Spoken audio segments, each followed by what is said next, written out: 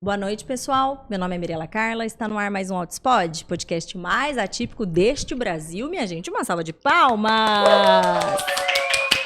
Muito bem. Estamos aqui nos bastidores do TSP, congresso que está acontecendo aqui em São Paulo. Muitos palestrantes maravilhosos, né? Eu tô tendo essa sorte de poder pincelar a galera.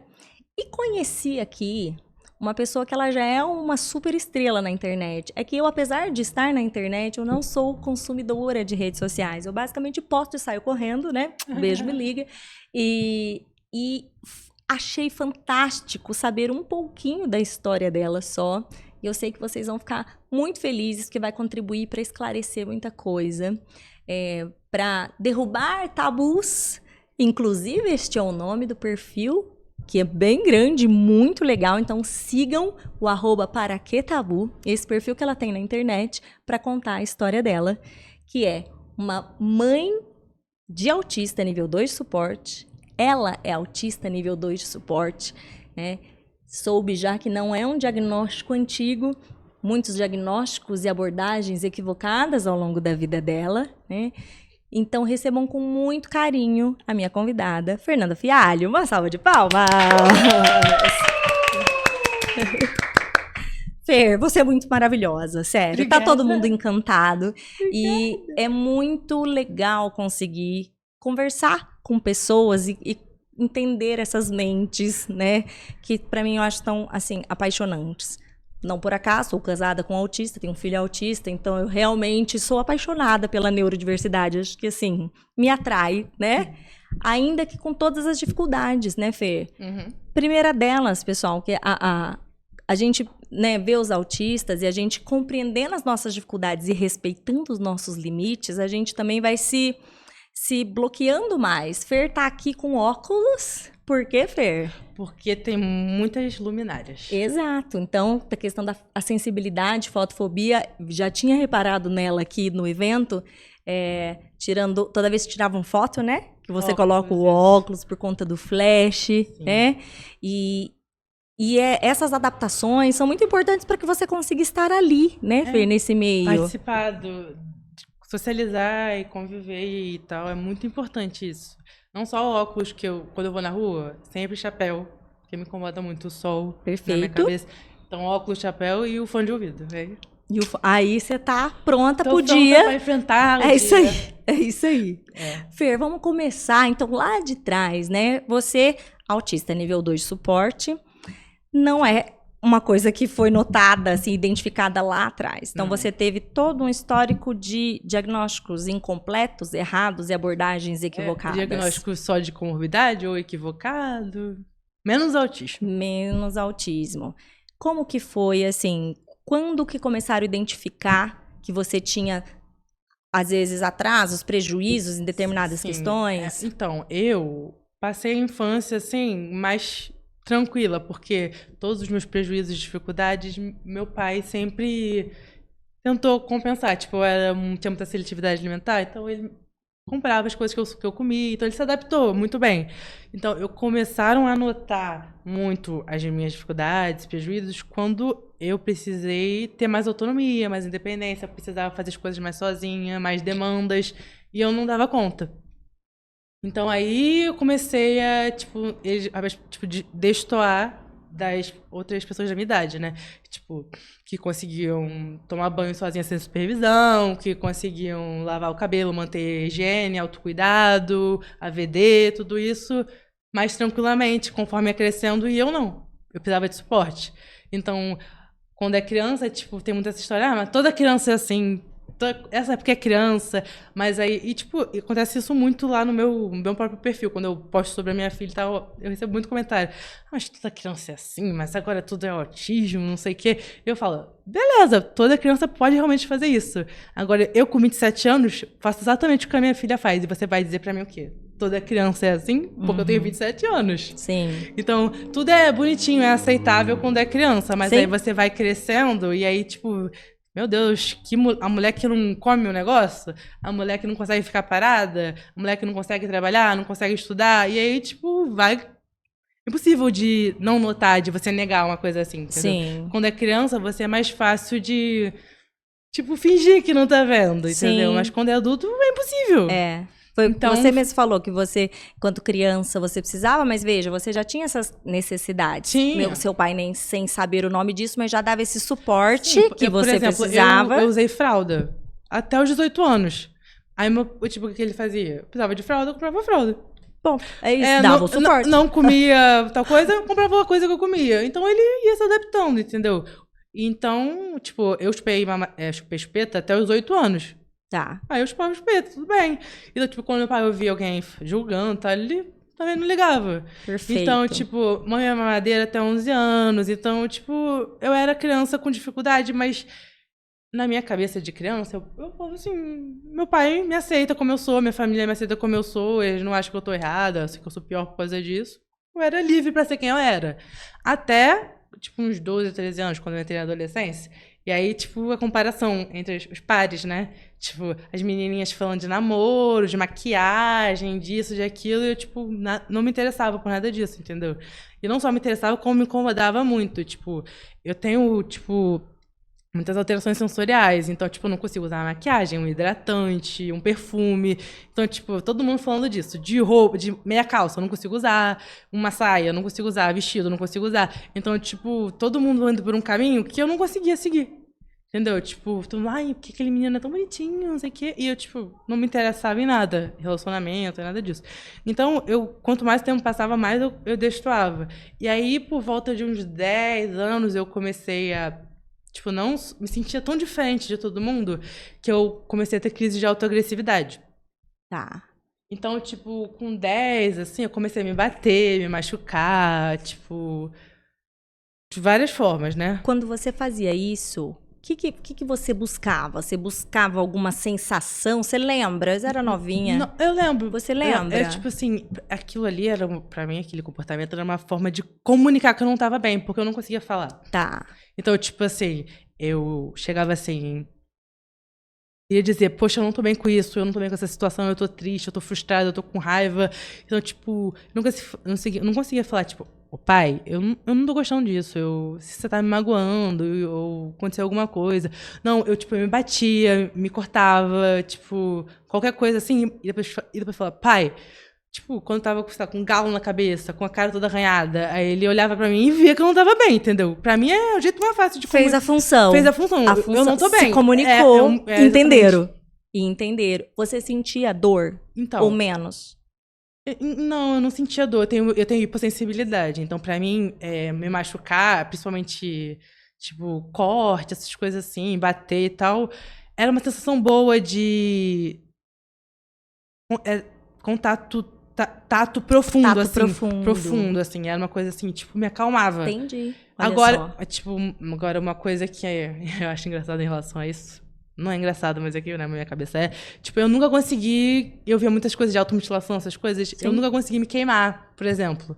Porque eu tenho hipersensibilidade à temperatura. Ah, olha Então, só. tipo assim, tipo, eu já levei. Toque não, mas. Tipo, eu já levei 80 pontos de uma vez. Mas sério, se eu pegar uma tampa de panela quente, parece que eu vou morrer, entendeu? Entendi, Tipo, olha só. Entendeu? E é uma coisa assim. Meu pai fala assim, às vezes, tá cozinhando, ele fala, me dá aqui a mão pra provar. E eu, tipo, vai me queimar. Eu fico desesperada. Fernanda, é só pra botar a mão, pra você provar. Eu não consigo, a minha mão fica vermelha, eu passo mal com aquilo, entendeu? Entendi. Então é uma coisa assim, tipo. Dessa questão sensorial É bagunçada. totalmente bagunçada. Então, quando você tava, né, nesse tipo de situação que, pra quem assiste, é muito angustiante, mas não era a dor que você tava sentindo, era uma forma de comunicação. Era uma forma de comunicação, exatamente. Certo. Aí, beleza, eu comecei a me autoagredir muito, e aí, nessa época eu também tava muito deprimida. E aí eu comecei com ideação suicida, essas coisas. Tão cedo, assim? Sim, a primeira vez que eu tentei me matar foi com 12 anos. Olha só. Sorte. Sim, sorte. Muita que naquela sorte. época eu achava que uma cartela de pirona você tomava e já morria, entendeu? Então, tipo, 12 Entendi. anos também, né? Aham. Então, tipo, não era nada que realmente ia me matar. E eu não melhorei muito nisso, né? Visto que eu estou aqui. Graças a Deus eu não sou boa em me matar. Né? É. Que bom que eu falhei nisso, Que né? bom que eu falhei Foi um nisso. ótimo fracasso na minha vida. Fracasso que é memorável. Né? Memorável, exato. Isso que você dizendo, relatando até os 10 anos.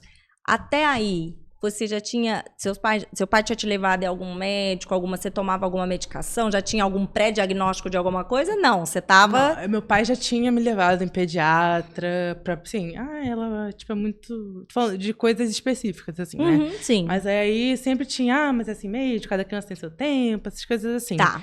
E meu pai queria, quando eu fiz uns 8, 9 anos, ele queria muito me levar pra fazer tratamento psicológico. Certo. Ele já via minhas dificuldades ali, entendeu? Apesar dele, por ele não ter problema, ele via que eu sofria. Sim. Mas a minha mãe falou assim, quem é maluco é você, que precisa de terapia. Fernanda é ótima, não tem nada errado com ela. Aí ficaram nisso, e aí não fui. Entendi. Até eles se separarem. Quando eu tinha 9, 10 anos, meus pais se separaram e tal. E aí isso meio que ficou esquecido, porque como eles tinham acabado de se separar, meu pai, ele atribuiu as minhas dificuldades ali à separação recente e tal. Até que a escola falou, olha só, tá tendo crise aqui, tá chegando toda machucada, não tá conseguindo ficar em sala, anda pra lá e pra cá, não sei o quê. E aí eles falaram, ela precisa de um acompanhamento, você tem que levar ela. E aí, a partir daí, eu comecei a fazer acompanhamento. Acompanhamento. Então, você ficou com seu pai, e está Fiquei. com seu pai até hoje. Inclusive, seu pai está aqui, né? Está participando do congresso, né? Vendo todas as palestras, tentando aprender mais. E eu acredito que para ele esteja sendo muito emocionante tudo isso.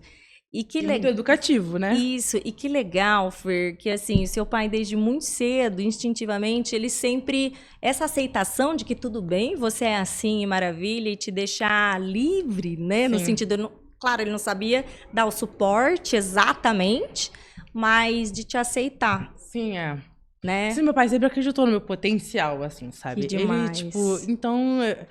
Eu tenho certeza que eu não estaria aqui hoje se eu não tivesse o meu pai, que sempre acreditou no meu potencial. Porque meu pai, ele foi muito julgado, sabe? E todo mundo falava pra ele, tem que fazer isso com ela, fazer aquilo. Tipo, o que o maior vai me ouvir era, leva ela pra igreja, faz o exorcismo, chama padre, pastor, o centro, não sei o quê. Dá essa medicação, dá aquela, leva naquela psicóloga, leva nessa. Tipo, um monte de bombardeando, falando, tem que fazer alguma coisa com essa menina, pelo amor de Deus. Pai, calma. Tipo assim, porque não tinha como. Se ele, por mais que tentasse fazer tudo, levasse todas as religiões e todos os tratamentos... Sabemos que não é isso, né? Exatamente, entendeu? Você teve atraso de fala? Não, eu não tive atraso de fala. Falava. Eu até falei precocemente. Precocemente. Tipo, a minha filha teve, mas eu não. Certo. Então, tipo, aí essa parte da infância, assim... passou mais tranquila, né? Sim. Tipo, por exemplo, mas tinha aquelas coisas pontuais, por exemplo, eu não tinha percepção corporal, assim, até hoje. Então, tipo, às vezes... E tinha muita dificuldade de parar o que eu tava fazendo. Então, por exemplo, eu tava num brinquedo, num parquinho e tal, e eu tava ali, apertada pra ir no banheiro, só que eu não tava percebendo. E aí, fazia na roupa. Entendeu? E aí, tipo, aí depois que eu fazia na roupa, e eu não me incomodava, eu continuava brincando lá, toda suja.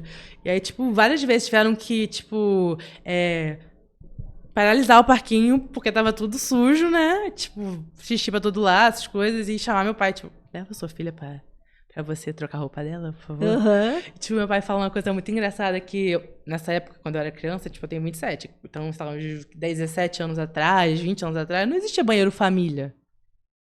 Ou meu pai entrava no banheiro feminino comigo, ou eu entrava no banheiro masculino com ele. E aí? Tipo, era um caos. Muitas vezes meu pai teve que falar com a administração do lugar e tal, pra fechar o banheiro, não deixar ninguém entrar, pra ele poder entrar comigo, entendeu? Então, olha tipo, só, Fê. era muito difícil, entendeu? A gente já pode amar seu pai loucamente? Pode, tem até fã-clube, tipo, fã-clube, né? Todo mundo fala fã-clube do tio Ivan. Do tio Ivan. Gente, meu Deus, que coisa maravilhosa. Então, tipo, era isso, entendeu? Vai sair de casa comigo já com uma muda de roupa, essas coisas assim, velha, não criancinha, velha. Então, tipo, criança mais velha, entendeu? Uhum. E aí, tipo, direto, assim, tipo...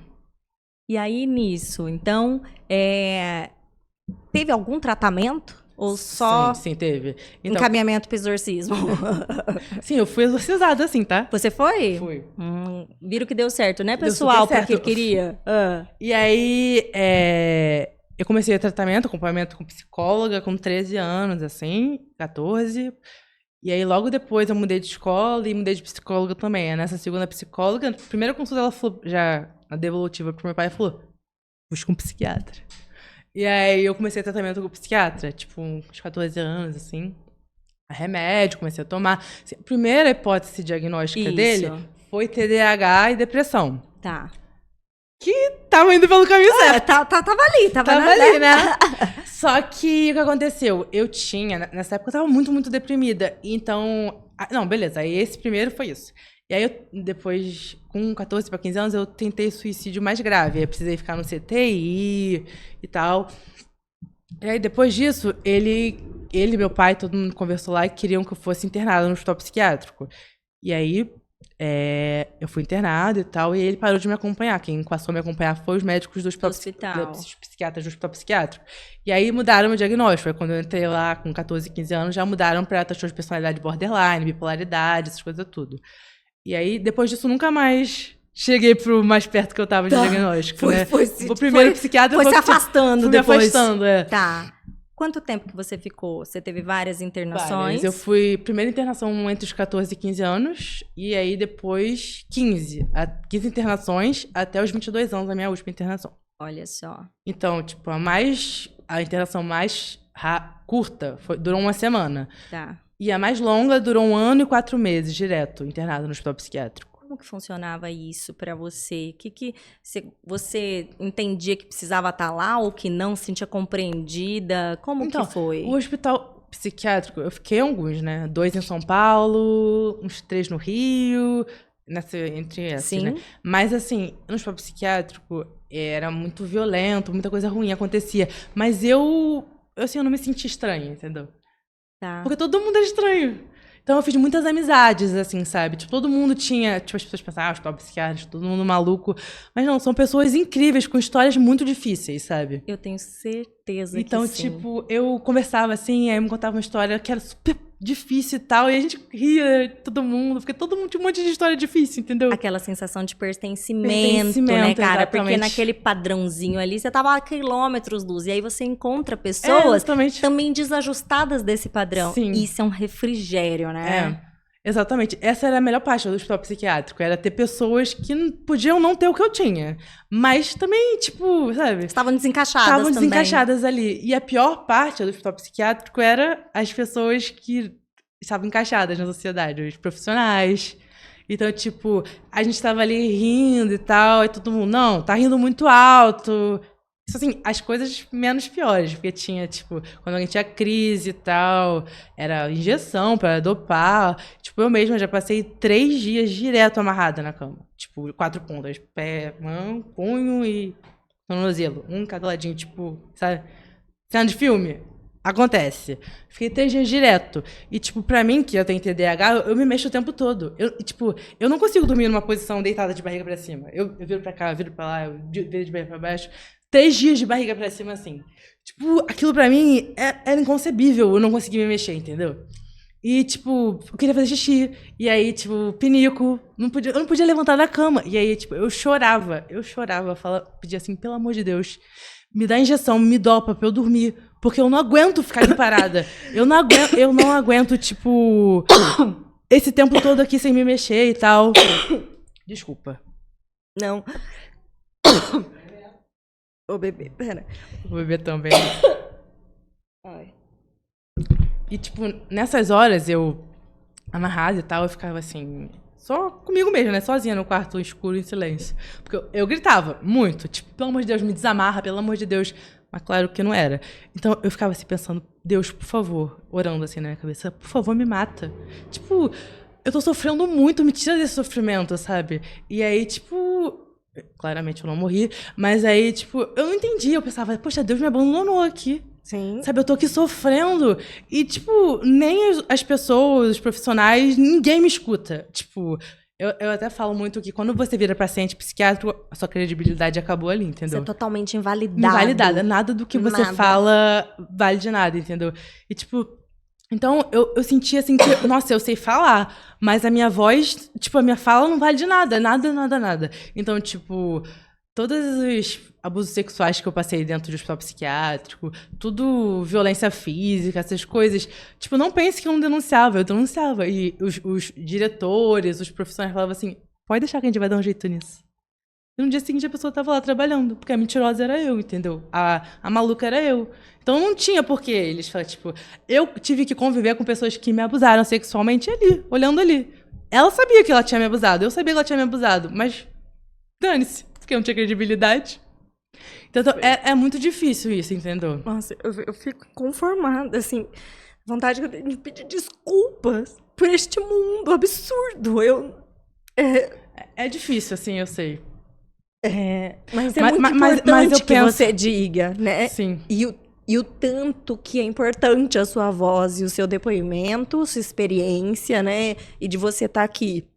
Eu sempre falo no Instagram que eu compartilho a minha história porque eu tenho esperança que ela não se repita. Sim. Então, tipo, se eu compartilhando a minha história posso evitar que uma criancinha autista, que um adolescente autista não passe por isso, porra, já valeu. Já valeu, entendeu? Sem dúvida. Porque eu sei tudo que eu sofri, então, tipo, o que eu puder fazer pra evitar que alguém sofra isso, eu vou fazer. A sua última internação foi em 2022? 2020. 2020. Que foi sua última internação. Foi essa mais longa? Não, mais curta. 2020 foi um mês, eu fiquei no IPQ da USP. Da USP. E foi a única internação que eu fui tratada humanamente. Que eu não fui abusada, que eu... Tipo, foi... Nossa, pessoas respeitosas. E a única internação que deixaram eu entrar com o celular. Porque quando você entra na internação, não pode entrar com nada que filme, que grave, contato com o mundo... Que sempre me falaram, nas minhas 14 internações antes da USP, que era por privacidade. Tipo, porque você vai postar o paciente e às vezes ele não tem noção e também, tipo, a família dele não vai gostar de ser exposto, que tá internado no hospital psiquiátrico. Mas não é isso. Claro que não é. E eu acreditava que era, né? Sei. Mas, tipo, não é. Eles não querem que você produza provas contra eles, contra os abusos que acontecem ali dentro, entendeu? Do mesmo jeito que quando a gente se depara com clínicas de intervenção precoce mesmo para as crianças, não tô falando nem de algo... E por que raios que os pais não podem ter acesso, não podem saber o que tá acontecendo uma câmera ali? Na sala. Exato, assim, é a mesma coisa. Privacidade. Não, né, colega? Não. Daí, não. Querem só não produzir provas contra eles mesmos, entendeu? E aí, quando eu entrei na USP, lá no IPQ, que eu falei... Eu, nem liguei pro celular, porque eu já tava tão acostumada, não. E aí eu vi outras pessoas usando. Eu falei, aqui pode usar celular?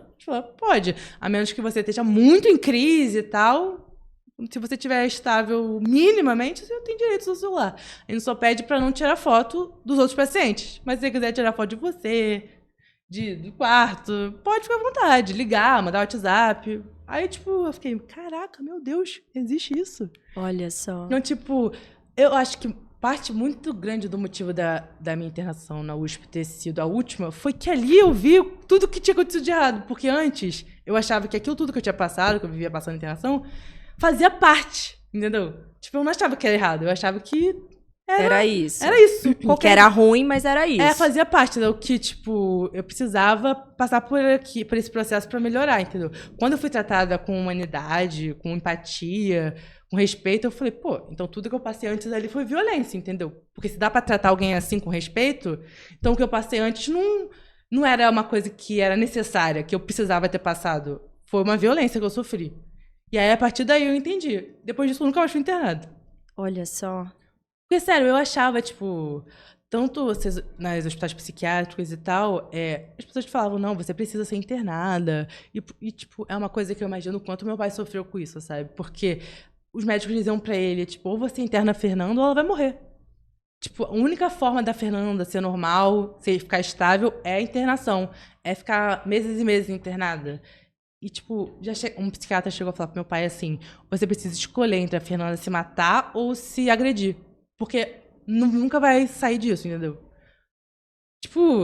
Eles sempre falaram que o seu caso é muito grave. Eles têm que reduzir danos.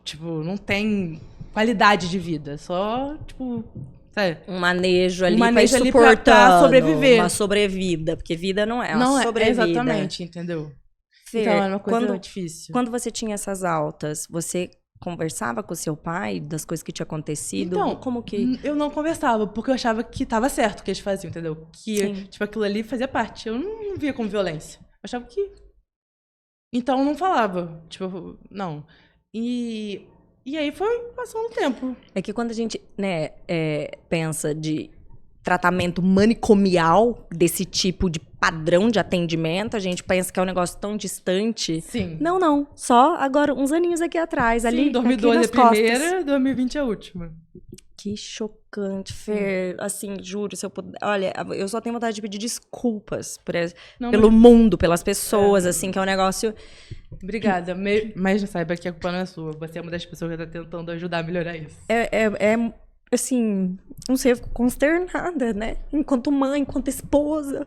E convivendo com pessoas brilhantes, porque eu acho, de verdade, quando eu falei da neurodiversidade, que ela me atrai, eu não tô querendo romantizar, é difícil. É difícil. Mas pessoas como você são pessoas geniais, assim, eu acho, de verdade, assim, é de admirar. Obrigada. Muito. São pessoas que eu quero perto, são as pessoas que têm a sorte de ter você no ciclo delas, porque isso é uma sorte muito grande, porque você só tem a ensinar coisa boa das suas vivências e das suas diferenças também. Obrigada. Né? Você, nesse período todo, quando que foi que se levantaram a hipótese de autismo?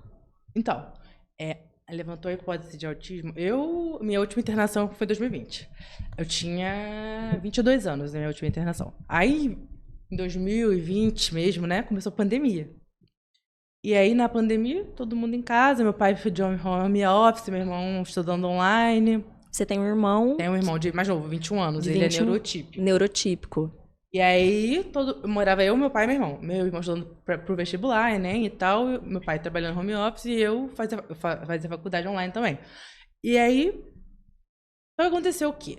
Quando começou a pandemia, foi uma coisa muito boa. Eu falo assim, acho isso horrível de falar, porque tanta gente sofreu e morreu. Sim, e tal. Tudo bem, mas a gente tá entendendo. Pra mim foi muito bom, porque, tipo assim, gente, meu pai, 24 horas em casa me dando suporte. Rotina igual todo dia.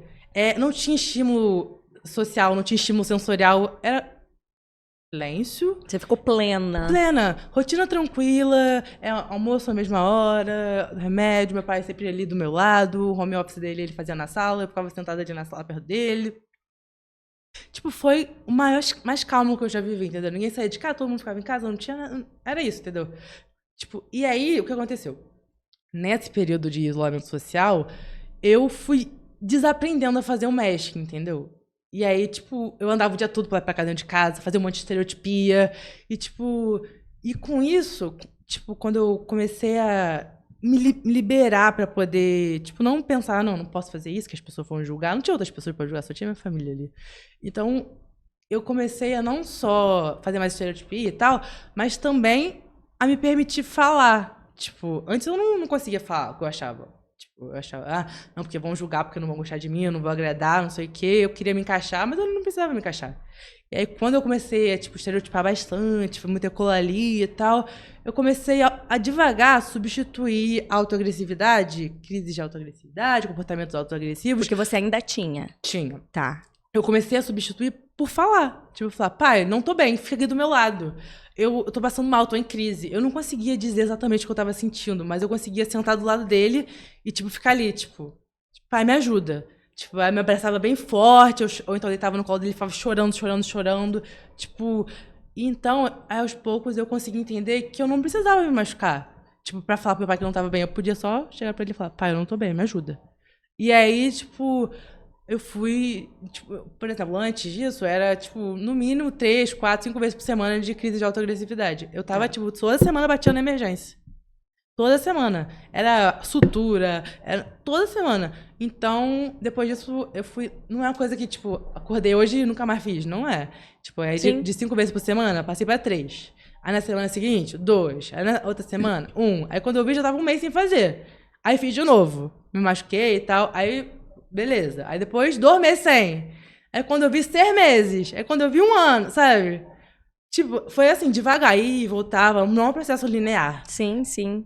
Então, nesse meio tempo, em 2020, eu ficava em casa também o dia todo. Além de tudo isso acontecendo paralelamente, a gente não saía e tal. Então, eu ficava muito, tipo, em rede social. E aí eu baixava... Aquela época foi o boom dos aplicativos de relacionamento, né? Uhum. Era o dia todo aplicativo de relacionamento pra conhecer gente nova, que não tinha com o que conversar, né? Sim, e todo aí, mundo ilhado. Pois é. E nessa época eu conversava com vários meninos e tal, e aí eu conheci um desses meninos. E aí eu saí no primeiro encontro com ele... Engravidei. Você nunca tinha namorado? Eu já Você tinha... tinha tido relacionamentos e amizades? Como que foi ao Tipo longo da assim, vida, assim? eu só namorei uma vez na vida. Em 2018, com 20 anos, eu namorei um ex-paciente do hospital psiquiátrico que eu tava. Que você fez... Que eu conheci lá, a Sim. gente namorou e tal. Ele tratava dependência química e eu tava na psiquiatria, né? Uhum. Só que o problema é que foi um relacionamento completamente abusivo, entendeu? Porque ele não tava bem, entendeu? Então ele usava droga todo dia. E aí, primeiro ele tentava esconder que tava usando droga, e depois ele passou a usar mesmo. E aí depois passou a querer pedir dinheiro. E depois eu não queria mais dar. Primeiro eu dava, depois eu não queria mais dar. E aí ele passou a me ameaçar pra pegar meu dinheiro. E eu também não queria dar. E aí eu passei a apanhar por causa disso, entendeu? Então ele me batia, roubava minhas coisas de casa e tal. Eu fiquei 5 meses namorando ele. Foi a única vez que eu tive um relacionamento. E seu pai? Não, meu pai... Não, ele era escondido isso, né? Tipo, Ah. meu pai, meu namorado ia na minha casa Tá. e tal. Mas essas coisas ele não fazia. Ele não batia na frente do meu pai. Ele me batia quando a gente tava sozinho no quarto. Ou quando eu ia na casa dele e tal. Tipo, ele me arrastou... Eu fui em boca de fumo com ele. Que ele queria que eu fosse com ele. Então, tipo, era uma coisa que... Tipo, foi assustador. Foi apavorante, entendeu? E aí, só que eu não conseguia terminar o relacionamento, entendeu? Porque vocês tinham... Vocês tinham achado uma ligação de pertencimento naquele lugar que vocês se conheceram também, e foram mantendo... Mas também foi uma questão de que eu tenho muita dificuldade de me posicionar, entendeu? Tá. Tipo, então, tava muito ruim pra mim, mas eu ficava, tipo, com medo. Até hoje eu sou assim, eu não consigo argumentar numa discussão, eu não consigo me defender se me atacarem. Eu sou passiva, extremamente passiva, entendeu? Eu começo a chorar, entro em pânico, tenho crise, mas não consigo me defender. Eu falo pro meu pai que eu nunca seria advogada, por exemplo. Não sei argumentar, não sei defender ideias, não sei. E aí o que acontece? Isso aconteceu, e aí, sorte que a mãe dele virou pra ele e falou: meu filho, termina com ela. E aí ele terminou. Se não fosse a mãe dele, eu tava até hoje apanhando. Então, depois disso, não tive mais relacionamento nenhum e tal, beleza. Isso em 2018. Aí em 2020 veio a pandemia e tal, aí eu conversava com o menino, então na rede social, saí com ele uma vez e aí engravidei. E aí, mas não foi relacionamento, isso foi só uma saída. Bem. E aí, beleza, engravidei. E aí, nossa. E aí? Exatamente. E aí, Fer? Aí, tipo, primeiro eu achei, tipo, quando eu engravidei, que eu fiz o teste e tal, eu falei, putz, tô grávida. Aí eu falei pro meu pai assim, pai, tô grávida. Ele falou assim, exatamente foi a frase que ele me disse: Fernanda, se eu quisesse ter outro filho, eu fazia. Eu falei assim, eu não consegui entender o que ele quis dizer ali naquele momento, sabe? Eu falava, porra, como assim? O filho é meu. Só que ele já sabia como seria, entendeu? Eu não tinha diagnóstico de autismo naquela época, mas ele sabia como seria, entendeu? Teria que cuidar de vocês. Que teria que dar suporte pra mim, pra criança, não sei o quê. Tipo, e também a gente nem sabia que a Ana Laura ia ser autista, nada disso. Mas ele falou ali naquele dia, quando eu disse pra ele, se eu quisesse ter mais um filho, eu faria, Fernanda. Porque eu não se eu não faço é porque eu não quero, entendeu? E aí, mas beleza, ele, passado o susto, me ajudou e tal, foi comigo nas coisas. Só que assim, a gravidez foi uma coisa assim, caótica. Eu tava num processo de melhora, assim. E aí a gravidez mexe muito com o sensorial. Assim, hormônio sensorial, tudo isso. Então, tipo assim, quando eu não entendi a diferença entre sentir fome e enjoo. Então, quando eu tava com fome, eu tomava remédio pra enjoo. Quando eu tava enjoada, eu comia. Eu não conseguia saber o que era. Eu tava incomodada com alguma coisa, mas eu não sabia dizer o que era, entendeu? Então eu confundia tudo. Isso no começo, porque eu sentia muito enjoo e tal. Mas quando a barriga foi crescendo, caos, porque ela se mexia dentro de mim, eu falava, meu Deus, tem uma coisa errada. Tipo, porque naturalmente você vive e você não sente coisas mexendo dentro de você. Sim. Então, eu ficava, meu Deus. Aí, eu fui, sei lá, 10, 15 vezes na emergência da maternidade fazer ultrassom pro médico falar assim, ela tá só mexendo. Não tem nada de errado. É só o movimento da criança. Eu, tá. Que bom. Achei que ela tivesse tratando alguma coisa, né? Porque eu não conseguia entender, entendeu? Eu achava que tava errado aquilo de mexer. Quando veio essa notícia da gravidez pra você, como que foi isso pra você? Demorou pra você ter dimensão, né? Eu não sei. Eu não conseguia ter a dimensão, entendeu? Eu já tinha lido muito sobre a maternidade e tal. Mas, assim, é uma coisa que você só entende mesmo quando a criança tá ali, entendeu?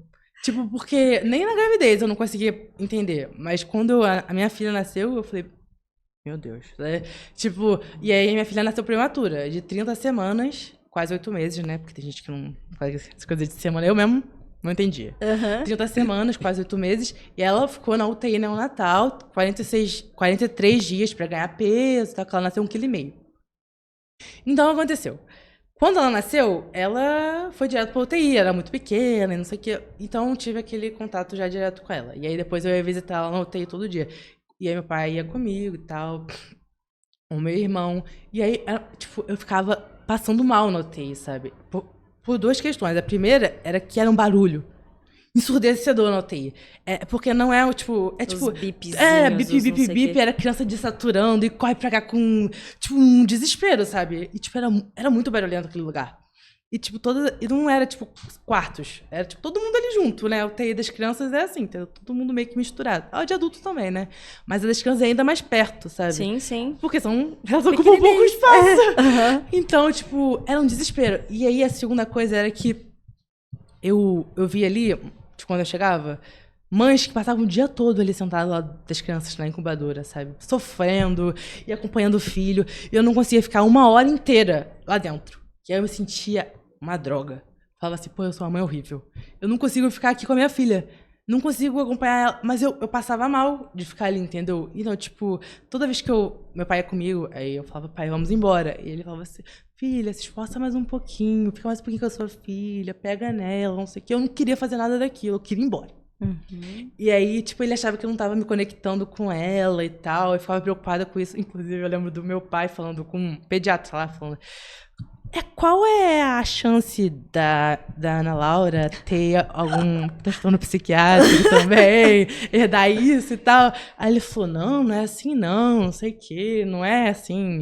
Aí, tipo, porque eu não sabia que era autista na época, né? E aí, eu lembro também que a Ana Laura, ela, desde de bebezinha, ela tinha muitas questões, assim, ela tinha refluxo, e aí, na maternidade isso ainda, todo mundo chamava ela lá na UTI de bailarina, porque ela vivia com a perninha pra cima, assim. Tanto que ela balançava a perninha que ela escorregava na incubadora. De tanto que ela se mexia muito, os bebês ficavam sempre quietinhos, dormindo, ou chorando e tal.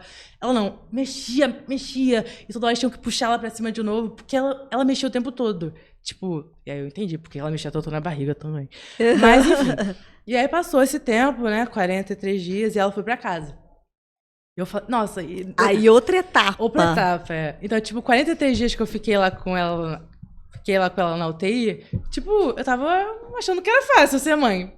Porque tinha gente trocando fralda, tinha gente dando leite e tal. E ela não mamava no peito, tipo... E foi uma experiência terrível isso, porque as enfermeiras tentaram me mostrar como amamentar e tal. Só que sentir a boca dela no meu seio era, tipo, tenebroso. Era uma sensação sensorial horrível, eu não queria. E ela, pela vez dela, não conseguia sugar. Então, juntava Ninguém gosta disso. E aí não deu certo. A água e o óleo ali, tentando fazer a amamentação. Não tá rolando. Ela odiava sugar, ela tinha dificuldade. E eu odiava dar o seio pra ela. Então, ótimo. Maravilha, vamos buscar uma outra solução. Exatamente. E aí, quando ela foi pra casa, ela era um bebê tão tranquilo. Não dava um trabalho nenhum. E aí, tipo, ficava lá deitadinha no carrinho, não sei o quê. E aí, primeiro eu fiquei ok, beleza. Segundo dia foi assim. Eu deixava ela deitada no berço, no carrinho. Aí meu pai ficava, pega ela no colo. Tipo, ele queria me conectar a ela, mas eu não me sentia conectada, entendeu? Sim, porque então, as questões sensoriais também eram muito barreiras, e também cara. o puerpério, toda aquela confusão. E aí ele falava, passa mais tempo com a tua filha. Naquela época ele já sabia que eu não conseguia dar mamar. Então ele pedia pra eu tirar leite na máquina. E aquilo era horrível. Nossa, insuportável. E aí ele ficava falando, faz isso, faz aquilo. E eu, tipo... E cada vez que eu não conseguia fazer, eu ia me sentindo pior. Uma mãe pior. Sou uma mãe ruim. Só minha avó tava lá em casa pra me dar suporte. E tal, pra me ajudar com a Ana Laura, que ela era bebezinha recém-nascida. Eu me sentia, assim... Inútil. E aí eu entrei em depressão pós-parto. E eu não conseguia me conectar à minha filha, assim. Eu achava, pô, meu Deus, eu botei essa criança no mundo, eu não consigo. Eu tenho medo de pegar ela. Não consigo trocar uma fralda. Tipo, foi um desespero.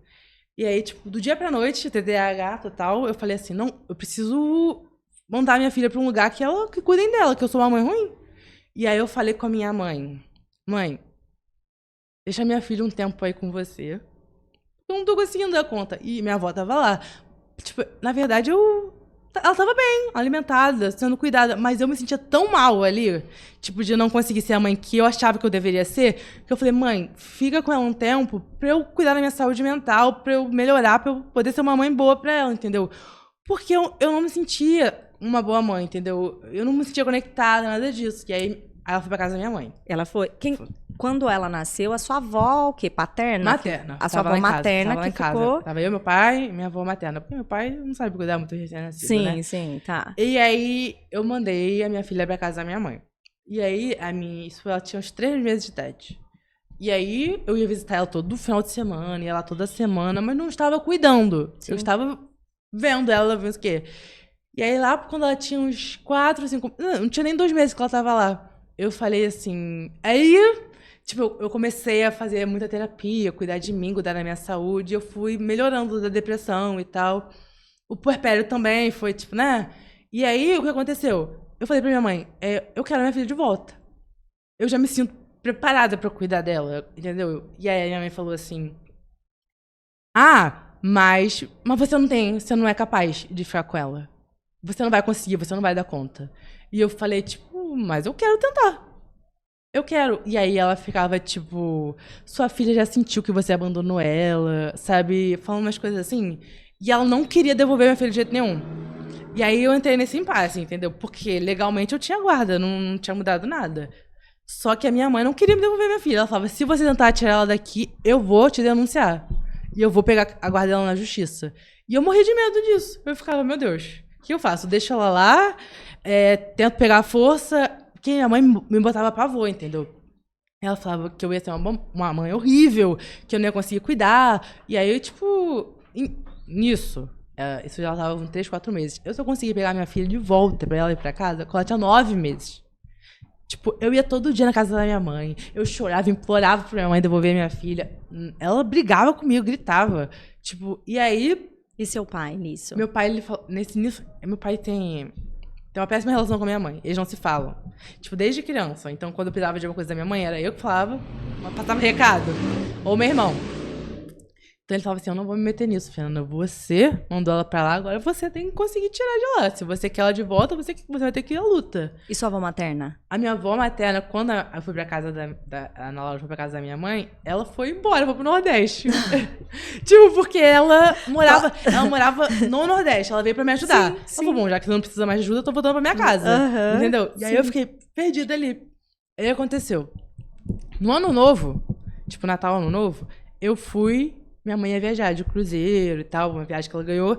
E aí ela falou assim, fica aqui com a Ana Laura na minha casa, porque não tem como levar ela. Eu falei, fica tranquila. Era uma cara de sonsa que eu tava. Aí, o que aconteceu? Ela saiu por uma porta pra ir viajar, eu falei pro meu irmão, com meu pai, pode me indicar que eu vou carregar a Ana Laura pra casa. Peguei, botei minha filha, todas as coisas dela no carro e levei ela pra casa. Quando minha mãe voltou, a Ana Laura não tava mais lá. E aí, o que ela podia fazer? Nada, a filha era minha. Uhum. Aí mas nossa, foi nos primeiros meses que ela chegou, que eu voltou pra casa, eu ouvia diariamente minha mãe falando, tipo, eu vou te processar, você vai ver, não sei o quê. Foi uma coisa difícil, assim, essa parte. Nossa, eu nem imagino. E aí, tipo, e além de tudo isso, eu ainda tendo que readaptar tudo com a minha filha em casa, entendeu? Porque eu falei, não, eu vou provar que eu consigo. Eu não posso reclamar de nada, porque eu quis de volta. Agora eu vou engolir. Agora eu vou até o fim. E aí, tipo... Aí depois de um tempo, tipo, uns 2, 3 meses que ela tava em casa, a minha mãe sentiu saudade, claro, de ver a neta, porque ela não tava vendo. Ela falou, traz aqui pra eu ver, não sei. E aí, apazigou, entendeu? Tá. Aí, tipo... Mas aí, em relação à minha questão com a Ana Laura, quando ela voltou, a filha, a gente já tava conectado, entendeu? E aí... Era aquele tempo pra você mesmo. Você precisava se restaurar, né? Exatamente. E aí eu tava bem, né? Só que aí, quando ela voltou com 9 meses, eu comecei a olhar as coisas assim, tipo... Nela. Tipo... Uhum. E eu ficava tipo, meu Deus, será que eu tô vendo coisa onde não tem? Porque, tipo, passei muito tempo longe. Às vezes é o jeito dela mesmo. E aí, ela fazia fisioterapia nessa época por causa da prematuridade também. Ela tinha muitos atrasos motores, entendeu? Só que a prematuridade... Exatamente. Tudo que ela tinha de dificuldade é porque é prematura. A gente botava tudo nessa questão. E aí, a fisioterapeuta dela, lá com 10 meses de idade que ela tinha, falou assim, Fernanda, a Ana Laura é diferente. Eu falei, a Ana Laura não é diferente nada. Não tem nada diferente na Ana Laura. Porque eu sabia eu sabia o que era ser diferente. E isso não era bom. Não era bom. Eu sabia o que eu tinha sofrido por ser diferente. Entendeu? E aí eu briguei com a fisioterapeuta. Nem vem mais atender ela se for pra ficar dizendo que a minha filha é diferente. Não, depois eu pedi desculpa, depois do diagnóstico, né? Mas eu fui extremamente grossa. E aí, ela falou, tá bom, então. E aí, 10 meses, 11 meses. E ela, tipo, ela tinha atraso e tal, muitas dificuldades. Mas, assim, até ali, dava pra empurrar na prematuridade. Só que aconteceu, quando ela fez 1 ano, que ela já tava balbuciando ali, falando mamar, água, não sei o quê. Aí, quando ela fez 1 ano e 1 mês, ela teve a poda neural. E deu aquela regressão grande, né? E aí, tipo, ela passou de balbuciar, de ficar... mamar, água... Nada, ela parou. Parou de balbuciar, de tentar falar. Ficou só gritava e chorava o dia todo. E aí, ela tinha algumas dificuldades já com a introdução alimentar, que era difícil, mas aí ela tornou extremamente seletiva. Tipo, tudo que era assim, que a gente lidava assim e tal, que dizia que era da prematuridade, passou a ficar muito óbvio, entendeu? Então, do dia pra noite, minha filha que balbuciava algumas palavras, só gritava e chorava. Do dia pra noite, minha filha que aceitava alguns alimentos, passou a comer só farofa, frutas cítricas e mamadeira. Ela só comia isso. Farofa, frutas cítricas e mamadeira. Então, tipo, foi uma coisa muito extrema, entendeu? Muito rápido. E aí eu fiquei, meu Deus, calma. E aí, com isso tudo, com 1 ano, essa idade também, começou a ficar bem mais óbvio, estereotipias. Que estereotipias que ela tinha? Ela tinha, tipo... Flapping? Flapping ela tinha, mas ela rodava muito no próprio eixo e tal. Tipo, andava na ponta do pé, tudo isso, assim. E aí, mas, assim, além das estereotipias, assim, pra mim, o que mais, assim, além de tudo isso, foi as questões sensoriais. Porque foi que nem uma porrada, assim, tipo... De repente, a minha filha, que já sabia, tava, tipo... No processo de aprender a andar já, entendeu? Porque ela não teve atraso em adquirir a marcha de andar. De repente, eu vi a minha filha que quando ela deitava no chão, tipo 1 ano, deitava, não conseguia levantar. Então, tipo assim, ela ficava extremamente angustiada, deitada no chão. Aquilo ali, sensorial, tudo, entendeu? Tipo, ela não conseguia levantar, não conseguia rodar, não conseguia girar. Ela ficava chorando, fazendo assim, tipo... E fazia assim com o braço, tipo, cheio de estereotipia. E, tipo, até gravei um vídeo nesse... Eu lembro, eu tenho até um vídeo no Instagram sobre isso, assim. O dia que eu descobri que a minha filha era autista. Ela, tipo, 5 minutos direto, deitada no chão, ela não conseguia levantar. 1 ano de idade, ela não conseguia levantar. Só chorando e fazendo um monte de estereotipia. Eu até falo no vídeo assim, com meu irmão. Ele falou, levanta, Nora, para de palhaçada, não sei o quê. Você sabe fazer isso. Eu falei, cara, ela sabia, mas eu acho que ela não sabe mais. Tipo... E eu não conseguia entender. E uma coisa... Tipo, uma curiosidade desse vídeo é que eu me balançava muito, filmando. Fazendo as minhas estereotipias. E aí, depois que eu postei esse vídeo e tal, que eu já sabia que eu tinha meu diagnóstico dela, muita gente comentou assim, será que temos 2 autistas aí? Porque essa pessoa que tá se balançando filmando isso. Tipo, então foi muito engraçado isso. Engraçado, sim, né? Sim, Então, a partir daí eu falei, não... Eu tenho que saber o que... Não tá dentro do que era esperado, né? Então, eu fui atrás de buscar avaliação, levar no neuropediatra, avaliação multidisciplinar e tal. E, nossa, ela era muito pequena, né? 1 ano, 1 mês, 1 ano, 2 meses. Quando eu comecei mesmo firme na investigação. Então, era chegar no médico, bater no médico e falar, como assim a criança de 1 ano ser autista? Muito nova pra dizer isso. Sabe? Então, tipo, um monte de neuropediatra falou, é muito nova, ó, espera... Fazer 2 anos, 2 anos e meio pra gente reavaliar. E, tipo, sei bem. Então, tipo, passei muito por isso. Inclusive, num CAPS que eu fui com ela. Eu levei ela tudo que você imaginar. SUS, plano de saúde, particular. Tentei tudo. E um CAPS que eu fui, eu falei, não, que eu acho que a minha filha é autista e tal. Aí ele falou assim, Navi, você não acha que a sua filha pode estar sentindo a rejeição materna, sentindo... sendo influenciada pelos seus problemas psiquiátricos, a agir assim. Tipo, falando que a culpa era minha da minha filha ser assim. Tipo, sim, pelo seu histórico, você não acha que ela pode estar, tipo, vendo o seu exemplo. E, tipo, eu nem sabia que era autista na época. Então, tipo, influenciando negativamente seus problemas de saúde mental. Assim, ok. Virei as costas e nunca mais voltei. Então, tipo, eu ouvi muita coisa, assim, sabe? Tipo, ouvi vários neuropediatras falando assim que eu estava procurando problema na minha filha. Sim. Tipo, basicão, que depois eu fui conhecendo mais, percebi que todo mundo já passou por isso, né, em algum momento. Eu falo assim, quem não tá no nosso mundo, de repente pudesse dizer, estavam pré-julgando, então, realmente as suas questões e que você, né, de novo, invalidando. Sim. Só que a verdade é que invalidou todo mundo. Então, né? Qualquer mãe que vê sinal característica de autismo no precoce. Filho, tá maluca, tá querendo ver problema na criança. E você dizia autismo. O que te fez pensar em autismo? Então, Você sabia naquela época eu não pouco? tinha certeza que era autismo. Eu achava que podia ser alguma questão da prematuridade ter causado algum problema no desenvolvimento, um atraso global. Mas nessa época eu já tava fuçando na internet, né? Que quando a mãe é um Google pai dos burros, né? Uhum. Procurando, olhando na rede social, não sei o quê. Falando, meu Deus. E tipo, mas eu não ficava só nisso. Eu ia no médico e tal. Sim, blá, sim, blá. você foi inúmeras Eu vezes. fui em várias coisas, fui por todos os lados. E aí o que acontece? Cheguei num lugar e tal, numa neuropediatra, numa clínica que realmente me ouviu. Que, tipo, viu a Ana Laura, ouviu uma história desde antes da gravidez, tudo.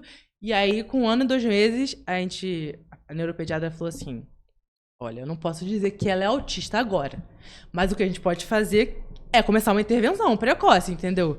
É avaliar, tipo, não pode perder tempo, entendeu? Tem que, se é autista ou não sabemos, mas o importante é, tipo, tratar aquelas dificuldades que ela tem, os atrasos e tal, os prejuízos. E aí, fomos nisso.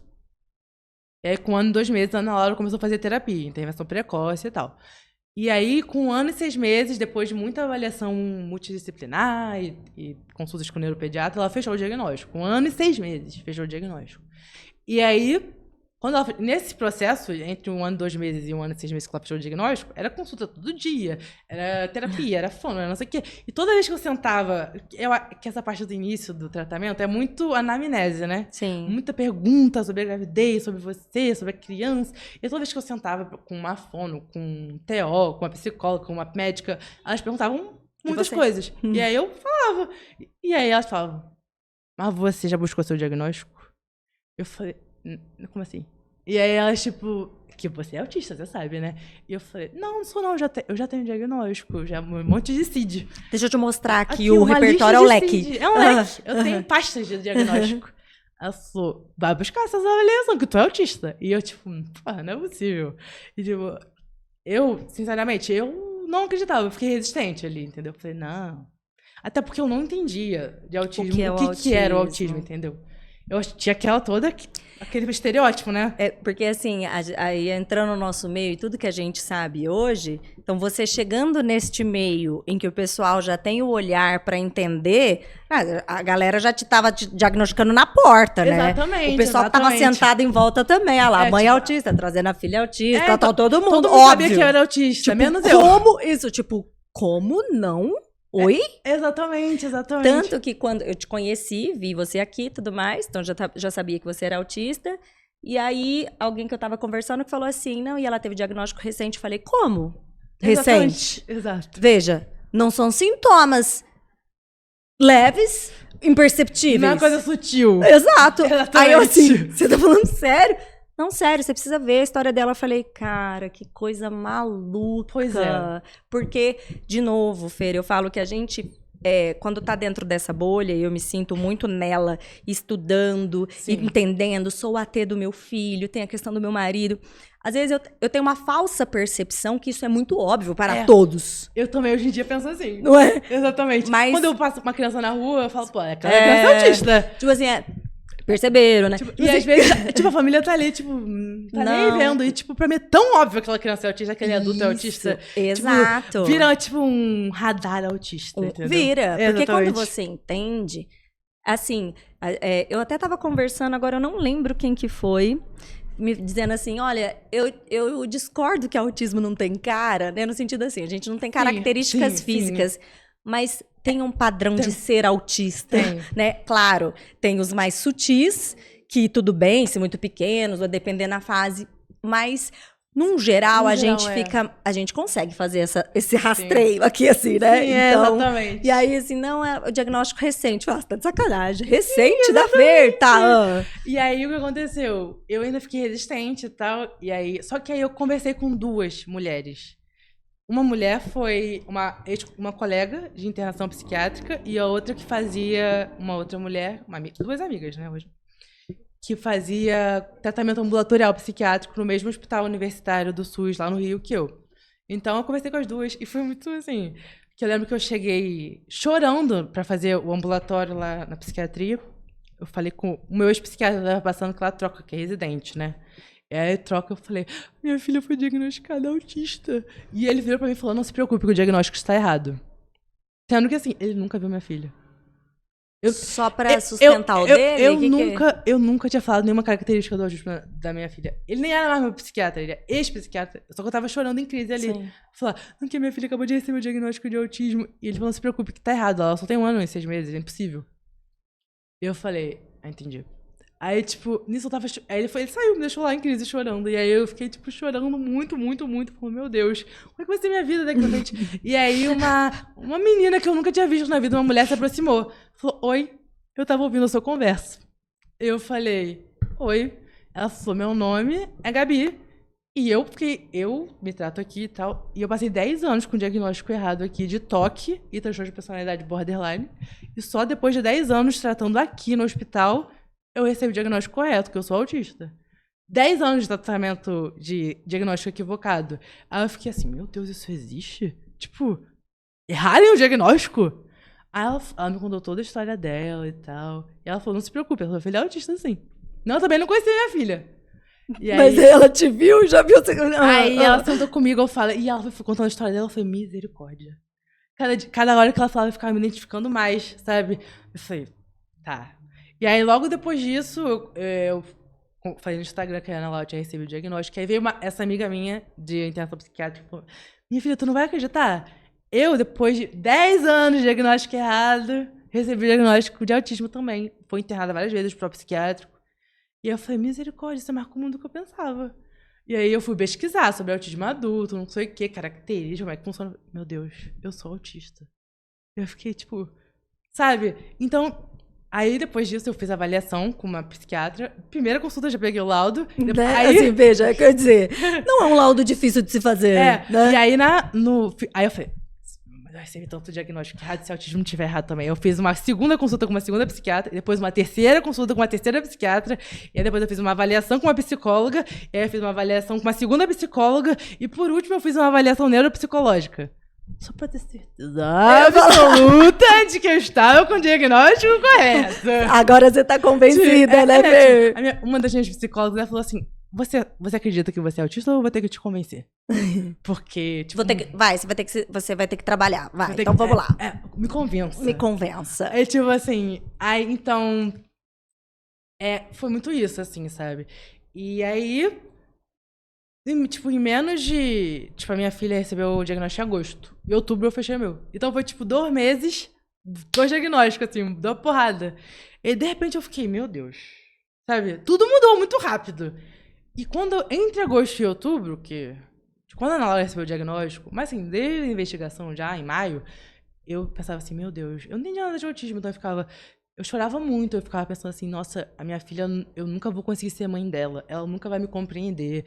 Sabe essas coisas que a gente pensa? Tipo, ela nunca vai ser uma criança normal. Pensava assim, coisas assim, horríveis, que hoje em dia eu penso que é horrível, mas que naquela época eu não entendia nada de autismo, achava, entendeu? Ela nunca vai ter carinho por mim, sabe? Todas essas coisas. Sim. E aí, eu ficava assim, tinha aquele luto mesmo, sabe? Tipo, pensando, nossa, eu não vou ter uma filha, eu vou ter um trabalho pra cuidar, entendeu? Vou ter uma reciprocidade, entendeu? Eu imaginava que a pessoa sem empatia, essas coisas tudo. E aí, agosto fechou o diagnóstico dela, aí quando fechou o meu outubro, eu falei, meu Deus, eu vou ter uma filha assim, porque eu sou autista e eu sou normal. Eu sinto, eu penso, eu amo, eu tenho empatia. E minha filha... Tipo, o meu diagnóstico não foi só um alívio pra mim, mas foi um alívio pra mim em relação à minha filha. Porque eu falei, nossa, tipo, tudo que eu começava que minha filha ia ser incapaz, sabe? Eu falei assim, caraca, eu sou total capaz. Sim. E ela é autista também, e ela vai me amar, eu vou amar ela, vai ser normal, vai ser um... Sim. Sabe, não foi vai ter... libertador Foi pra libertador. Você. Tipo, duplamente. O meu diagnóstico foi libertador duplamente. Porque eu comecei a ver capacidade na minha filha, a ver a potencialidade dela, ver carinho, ver tudo, assim, que eu achava que ela não ia ser capaz. Sim. E ao mesmo tempo, comigo, entendeu? Tipo, libertador, tipo, caraca. Então foi tipo, sabe? E aí eu comecei a estudar muito sobre autismo. Perfoquei total, agora... né? Era de noite, era madrugada, estudando e... PhD. Exatamente. E aí eu fiquei, tipo... Não só estudando, mas eu comecei a compartilhar todas as minhas vivências, experiências no Instagram. Foi aí que você quis montar o perfil Para Que Tabu? Pior que não. Já tinha antes? O meu perfil começou em 2018. Por conta das questões psiquiátricas, os diagnósticos eu falava anteriores. Lá das crises de internação. Mas um perfil nunca ia pra frente, porque eu sumia. Cara, internado, entendeu? Ficava 3, 4 meses, o perfil lá, e todo mundo mandando mensagem. Tu morreu, cara? E aí, tipo, não, tava internado. Então, tipo, sempre ficava com, tipo, sei lá, 3 mil, 4 mil, 5 mil seguidores. Não aumentava nem diminuía. Porque o pessoal ficava esperando eu dizer, gente, eu não morri, tava internada, tá? E aí, quando eu recebi o diagnóstico de autismo, e a Ana Laura também, tipo, cresceu muito rápido o perfil, entendeu? Porque, tipo... Foi direcionado. Foi direcionado. E um nicho, assim, sabe? Sim. E aí, e a história era... Tipo, muita coisa pra falar de tudo que eu tinha passado e tal. E aí, muito barulho. Pessoal, fecha aí, por gentileza. Eu não consigo concentrar. Uhum. E aí, tipo, de repente, foi... Tipo, caraca... Muita gente se identificando e tal, e... Nossa... E, de repente, eu conseguia falar de... Não só de autismo, eu conseguia falar de autismo, tipo... Porque tinha dois lados, entendeu? O autismo adulto, o autismo infantil... Sim. Como é que foi o diagnóstico tardio, como é que foi o diagnóstico precoce, entendeu? Tinha muitas vieses. Mas você sabe, Fer, que eu gosto muito quando eu converso, então, com uma mãe de autista e autista, por quê? Tem muito debate, né, na internet, mãe, que aí o autista adulto, cada um colocando o seu contraponto. A verdade é que a gente, enquanto mãe, sempre é diferente o que a mãe quer pro filho do que algum dia o filho vai querer pra ele. São percepções. Certeza. Então, esse luto que a gente sofre enquanto mãe, porque são percepções diferentes. Assim, as coisas comigo eu aguento, eu enfrento, mas o meu filho, o primeiro instinto é o de proteção e de pensar em qualquer coisa que possa afastá-lo, segregá-lo. Isso é muito sofrido. Então, não é nem questão de preconceito, é porque não aceita. Cara, eu não quero que meu filho tenha uma unha encravada, eu não quero que ele tenha um nariz entupido, eu não quero que ele tenha nada. Então, ainda tudo mais, angustia. Tipo, eu tendo vivido muito bullying, violência, eu pensei, pô, por que... Por que raios? Que raios eu vou querer que a minha filha passe por isso? Exato. E aí, quando tem os autistas adultos, muitos nível 1 de esporte, que estão na internet, que é super legal, e que falar o seu ponto de vista, e aí fica um embate, mas eu não sei nem por que tem esse embate, porque é óbvio que são percepções... De união, infelizmente. Mas são percepções diferentes. Exatamente. A percepção e o entendimento de uma mãe, mesmo típica, com filho típico, nunca é o mesmo. Exatamente. O seu papel de mãe é diferente. Muitos autistas adultos, tipo, que ficam julgando as mães, tá? Sim, então bastante. faz isso, não faz isso, não faz isso, tá fazendo errado, cuidado do seu filho e tal. Só que assim, cara, mãe é pra errar mesmo, entendeu? Tipo, mãe vai errar. Cara. Exato. Tipo assim, não, você não é mãe, você não é pai. Nós não vamos, não vai dar pra gente ter esse diálogo nesse sentido. Porque, de novo, embate. Papéis diferentes. Exatamente. Você, enquanto pessoa, você quer viver, você quer aproveitar, você quer ter espaço. E você, enquanto mãe, você quer proteger, você vai errar e acertar. Mas é óbvio, mas são perspectivas completamente diferentes. Sim. Então, é só aceitar isso, que é diferente. A minha visão enquanto mãe, e aí meu filho hoje está na minha redoma. Eu vou fazer o que eu penso que é melhor, até que chega o momento em que ele vai dizer, não, aqui não, isso aqui sim, isso aqui... E aí, é isso, então, né? Muita gente, principalmente autista adulto, me pergunta assim, você não tem raiva do seu pai por ter te internado? Você não tem raiva do seu pai por ele ter feito você passar por isso? Não. Tipo, claro que ele não. fez o melhor que ele pôde com o que ele sabia, gente. Isso, enquanto pai, te amando e dentro do melhor do que dava. Exatamente. É o melhor, ele fez o melhor com as possibilidades dele. Não, Sim. Tipo, como é que eu vou sentir raiva de uma pessoa que me amou, que fez de tudo pra me proteger? E esteve ali com você. Do meu lado. Da melhor forma que ele sabia. Exatamente, cara. E que está aqui hoje no congresso ainda, tentando estudar, aprender pra estar com vocês, né? Então, tipo, é isso, entendeu? Quando eu vejo essa questão do autismo adulto, eu consigo ver os dois lados, entendeu? Tipo, às vezes eu vejo essa treta que tem e eu fico pensando assim, cara, é muito sensível, sabe? Tipo, beleza, eu como autista adulta não gostei de muitas coisas que meu pai fez, não gostei de muitas coisas que a sociedade fez e beleza, eu entendo e tal. Só que, assim, como mãe, você quer botar teu filho num potinho, cara. Sim. Tu quer fazer tudo possível pra ele ser o mais feliz, ser o mais independente, ter mais autonomia. Exato. Entendeu? Então, tipo, é compreensível os pais errarem. Totalmente diferente os prismas, são assim. lugares diferentes. Lugares diferentes. Não tem como. Se você ficar tentando achar uma identidade nisso, você vai falhar. O que liga é o amor, é a questão dos valores. Isso não só de neurotípico. Típico, pode pegar qualquer pessoa. Ela não vai concordar com tudo que o pai e a mãe fez. Sim. Isso, na verdade, isso é a beleza da humanidade. exato. Todo mundo é diferente. Diferente. Todo mundo é imperfeito. Exato. E, tipo, uma coisa que eu sempre falo, quando, tipo, no meu Instagram acontece muito isso. Se eu reclamo do meu pai, todo mundo fala, você tem que ser grata. Coitado, ele largou a vida dele. Ele abdicou de viver pra cuidar de você. Tipo, como se eu fosse um estorvo terrível. E aí eu falo, eu sou grata. Mas eu também fico pé da vida com tal coisa, fim. Tipo, eu falo assim, eu sou grata, eu amo meu pai. Não. Só que, assim, eu posso amar uma pessoa que é imperfeita. É lógico, não Tipo são assim, coisas excludentes. Ele não precisa ser perfeito, ele não precisa fazer tudo isso. certo pra ele ser amado. Porque o amor não é condicionado. Você não vai amar ele só porque ele vai acertar. Ou só porque ele vai te agradar. Você vai amar porque você ama. Exatamente. E isso é amar quando tá errando, é amar quando tá discordando, é amar quando tá no problema. Amar é isso. Sim. Não é condicionado a nada, né?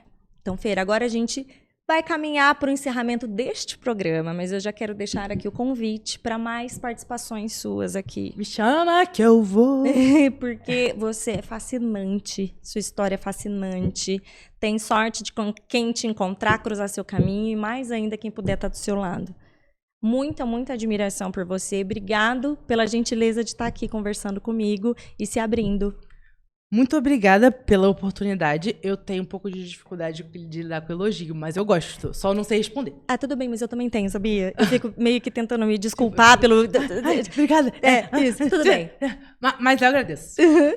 Pessoal, então fiquem ligadinhos. Quem tiver por aqui que não seguir o perfil da Fê, vai lá dar uma olhada. @paraquetabu, porque é justamente por isso que nós estamos aqui, né, Fê? Pra que tabu? Vamos falar abertamente, sem medo de usar termo errado. E não sei... Cara, nós estamos aqui, se a gente ficar exigindo que os outros pisem em ovos, a gente afasta. Sim.